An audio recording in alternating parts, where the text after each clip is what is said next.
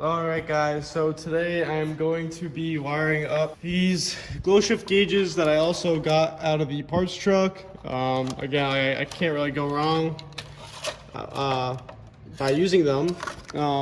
So just want to quickly go over how I'm going to be doing it and a little tip on what some of these wires do. So right off the bat, I'm going to tell you the important power wires.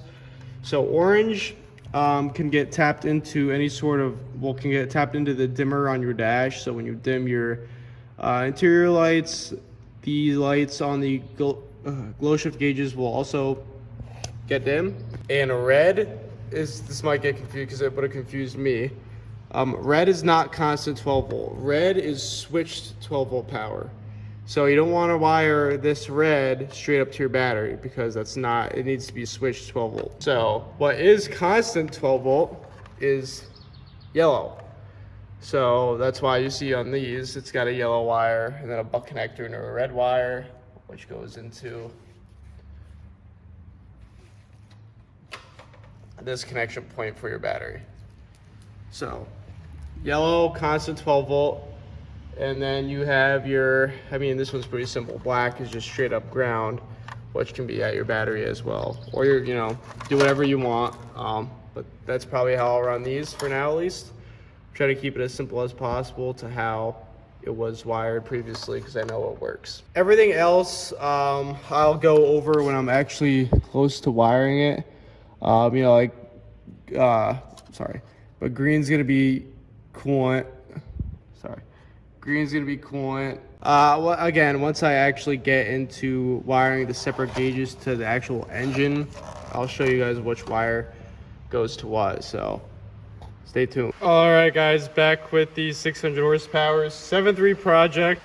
Pretty much been waiting to get this little piece, as stupid as it is. So this is our EGT probe, and the issue is when I actually pulled the engine out, I don't know if anyone remembers, I pulled it out with a backhoe, and unfortunately this got caught on something. It was out of the manifold, but the actual wire got caught on something and ripped right out of the spring here. So I needed to get a new one of these so that I could stick this end through the firewall with the rest of the wires and hook it up. So I could then start wiring all the gauges. So it's cool that they actually make a replacement for it. I got pretty lucky there. So I'm gonna try to get this through the firewall. Hopefully the hole I made is big enough, and we're gonna go from there with the rest of the gauges. All right, so as you can see, I have the new probe into the manifold there, threaded right in. It actually already had this fitting in it. Sorry, there's tape on it. This is the new one. I didn't want to mess with the old fitting. It's the same exact one. Well, where'd it go? It's the same one anyways, so I figured I'd thread this new one right in. And I already got it routed through the cab, so I'm going to show you guys that next. So back onto the gauge install. Got the coolant wire hooked up. I'm going to cover up the buck connector at some point. Use the ground with this bolt onto the accessory bracket. Hopefully it works. It worked for the last person. That's how they had it set up, so figured I'd try it. I'm going to clean up the wire location of that. Kind of hate that it's green, but whatever. Green coolant, I don't know. And so that's good. And then I've got the boost cable. That's ran. I've got it kind of wound up there because I had some extra slack. Got that kind of going as clean as it's probably going to get through there, as you can still see it. Creeps up through the valley. And then on my boost fooler here, that goes up to the map sensor. I've got a T end, that's how it's getting its boost pressure. And got the line ran to right there. So definitely not too bad. It's not that obvious looking at it. So the gauges should just about be done. I've got the hot and ground that are gonna go onto the battery. I've got the dimmer hooked up how it should be. So last step for this is really showing you guys them working as the truck's on and everything. So stay tuned. Also for the gauge install, you've got your orange wire here for the dimmer. I've got that routed to the wire. If you could see, I've got that buck connected, kind of spliced into the red and yellow wire that goes to the dimmer plug here. So we're gonna see if that works when we start it. If not, I'm gonna have to rearrange that whole thing. That's kind of a question mark, but it should work. I've got my switched 12 volt temporarily into the fuse box here. So that's just, so basically when ignition's on, the gauges should turn on. We're gonna see how that goes. Hopefully this all works when I get the batteries in. So I'll show you guys that when we've got the batteries in and we're close to running this thing. So stay tuned. All right guys, back on the gauge install. So EGT probe, I did end up getting that connector end through the firewall. You can kind of see, it's kind of hard, but you see that steel looking cable right there runs up. And then if you follow it, if you see where all those, see if I can focus on it. You see where all those wires are going through the firewall there. You see that steel braided line. It did end up getting through that firewall, and I'll show you what I was kind of concerned about. But so the rest of those wires are all the other gauge wires. But I'll show you in a minute when I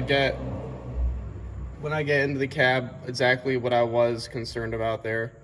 Otherwise, other than that, while I'm up here, I'll show you how I got the hot and ground cleanly hooked up. Kind of, you know, you saw my battery terminal connection video. They came with these nice little accessory connectors on the terminal ends. So basically, just put those on the terminal ends, and then this little light gauge. This is just the little light gauge ground and hot for those gauges. Just put them right on there. Put them in this loom that I also have with the hot and ground for my fuel pump. That loom runs just about, this runs all the way down to the fuel pump, but then the hot and ground actually split off the loom and into the firewall back here. So just about as clean as, you know, I'm gonna get it. I already showed you how I had the boost set up and everything, and the coolant. There's that coolant wire. Still haven't figured out a very clean solution. I could get a little piece of loom for it if I really want to. That kind of seems like it's gonna be down the road though. Then you got my boost cable sneaking in through here, not touching the valve covers. So let's take you guys inside the cab and show you everything before I put all the plastic dash pieces back on. It's kind of why I wanted to finish off this part of the video, because I'm ready to put these dash pieces in. I just want to make sure you guys see everything before I do. So you got the pillars all set up, probably as clean as it's gonna get. I really want to get it pushed down a little bit so you don't see that. That bothers me a little bit, but I think I can. Let's see now.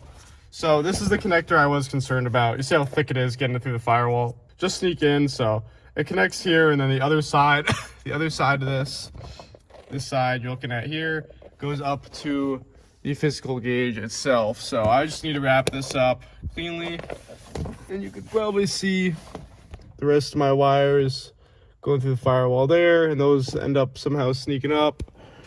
You'll kind of see, you could sneak it up through under, and then you'll find them again. You'll stick your finger here, but you'll find them again in this crack here with this plastic piece off, and then I kind of sneak them up through the dash. But you'll be sneaking those wires up with this whole pillar off, but when you do want to make it clean, you just kind of tuck it behind like that, take this plastic piece off. It'll save you a lot of time. I showed you how I got this orange wire hooked up. It all does work. I've already tested this out, so if you were wondering, for that orange wire, I believe it's for the dimmer. Just take this, your headlight switch out, this black connector here, and it's the red with a yellow stripe wire. Tap into that, and that will all work. And for the switch to power, again, I just went to a fuse. Really as simple as that. There's probably a better way to do it, but that's kind of how I just figured I would do it for now until I find something a little better. But if you're worried about what you're tapping into or whatever, you always have the fuse box there for your switch to 12 volt power. So yeah, the next step really is to assemble this whole dash back together. You know, I've got even my chip all kind of loose hanging. I want to clean that all up today. And I'm going to show you the gauge is actually physically working right now. So let's get into that. So as you can see here, got them all here. I got the key. Let's put it on to accessory. You'll hear the fuel pump running, and these should also turn on. So there you have it. All gauges are on. You can even see you can change colors in them, which is pretty cool. I kind of like the blue, to be honest. Yeah, definitely all working. So next step really is to show you them actually physically working with the truck running, which I will probably show you in the test drive video. It probably won't be in the gauge install video, but this is really everything you saw in this video is how you would set it up. They all do work. I've already taken this truck for a test drive, so just want you guys to know that. The only thing that does not work is the trans temp gauge, because this is for an automatic. You really can't, unless you really try hard, to get trans temp out of a ZF6. But one day I'm going to swap that out to a gauge that I can actually make use out of. But we have boost, exhaust temp, and water temp, all working how they should. So just stay tuned. If you want to see them actually physically working, you're going to want to stay tuned, subscribe, put your notifications on for the test drive video. Once you see that come out, you can see these in action and working. So that's about that. I'm going to put the stash all back together, and I'll probably give you one final look at these gauges. All right, guys, so got the dash all back together now. Cleaned everything up a good bit. Got my hydro back in place. That's all cleaned up. See, the gauges are fully in, and then when you go underneath here, we got everything tucked away, so you cannot really see it anymore. Zip tied everything pretty nicely. Super pleased with how they do look. Let me kind of get in the driver's seat, give you a good perspective here. Kind of what you're looking at when you're at my angle. Turn the key on. Super happy with the way they look. Couldn't ask for anything else to be any better. So basically, that's going to be it for the install of the glow shift gauges. If you have any questions of how they get installed, please contact me. Comment on this video. I made sure to kind of hit the whole wiring aspect of it. The physical install, I'm not sure if I went over a lot, but basically it's kind of an overlay that goes over your plastic pillar, and you kind of, there will be holes in your overlay that you would drill, and you stick these little tabs in, and that's kind of how it's stuck onto your pillar. So that's kind of how that's fitted. Mine's not perfect, as you can see. You see a little wiring there, so I have a little more adjusting to do, but this is pretty good for the video, and probably for the next little bit. Me test driving it, and then maybe I'll get back to it. But I'm super happy that it is all working. If you want to see these gauges live working with the truck running, so you'll see boost going, and you'll see my temp, exhaust.